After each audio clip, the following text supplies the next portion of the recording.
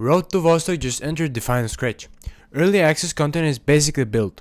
The trailer is already about 75% edited, and the developer is charging a February to March launch window. But the part deciding everything isn't a new feature or new map. It's Steam backend paperwork that then quietly shifts the entire timeline. This update comes straight from Antti, the solo developer, and it's one of the clearest "here's where we at" dev checks-in you can ask for. Development progress, trailer status, and the realistic early access window. For the past few months, he's been fully focused on building the early access maps, and he says it's gone really well. At this point, he's only missing 2 maps from what he considers the minimum viable product for early access, meaning the bulk of the early access content is already done. He estimates those last 2 maps will take around a month. He's not saying that as a vague guess, he has clear plans to implement them, and the assets for these maps are mostly ready, so it's positioned as a fairly achievable final push, not a 2 maps left situation that secretly means months of work. On top of map building, he's been doing a lot of playtesting because the early access build now includes systems that change how the game feels, moment to moment, multi-shelter support, dynamic elements, and much greater traveling distances. And that travel distance part is huge.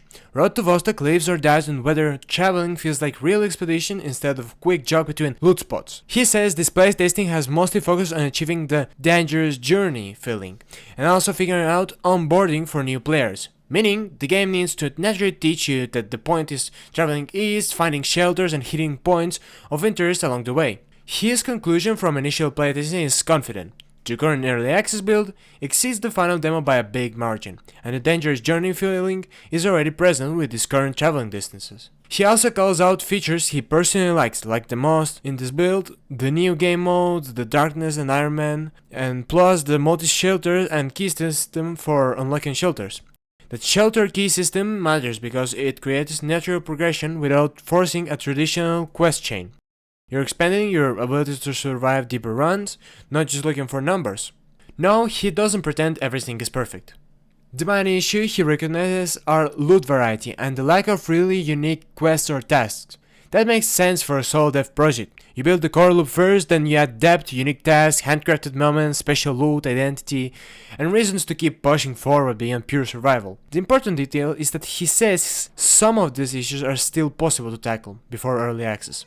So the plan isn't just ship it as it is, it's that ship it with enough variety that the early access experience doesn't feel samey. Now the trailer. He says he's about 75% done with editing. Most gameplay content is already recorded, and there's also a custom UST track composed specifically for the trailer, which is usually a sign that the project is moving into a more serious presentation phase. He originally planned to release the trailer at the end of December, but that plan got more complex than expected because releasing a trailer isn't just uploading a video, it involves press releases, networking, and company stuff. And doing that in the middle of the holiday season means slow responses and messy timing. But the biggest blocker is Steam backend company from change. He originally created the Steam partner account as an individual, a sole proprietorship, but before release it needs to be uploaded to a limited company, an LTD, that includes tax forms and app transfers, and thought he's still a sole developer. Because of that, he's not comfortable releasing the trailer and announcing a specific release date until all this backend stuff is sorted,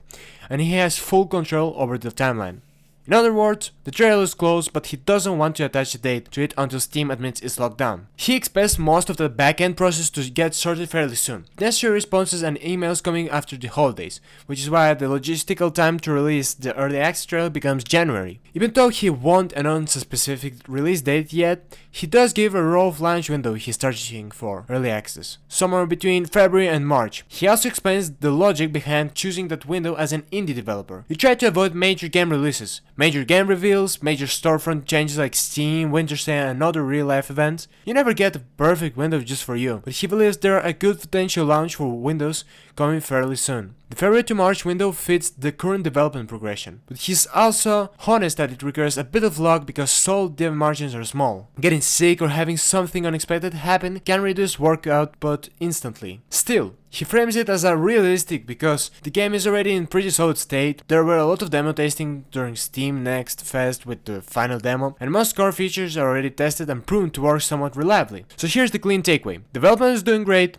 Early access content is currently at minimum viable, 2 maps left, around a month by his estimate. Trailer is 75% done, but it's waiting on Steam backend changes, which push the trailer timing logically into January, and the early access launch window he's aiming for is February to March. If you want a practical watchlist going forward, it's simple. Confirmation that the Steam backend company change is complete, the January trailer drop, whether loot variety and unique stacks get improved before launch, and whether that February-March window tightens into an actual date.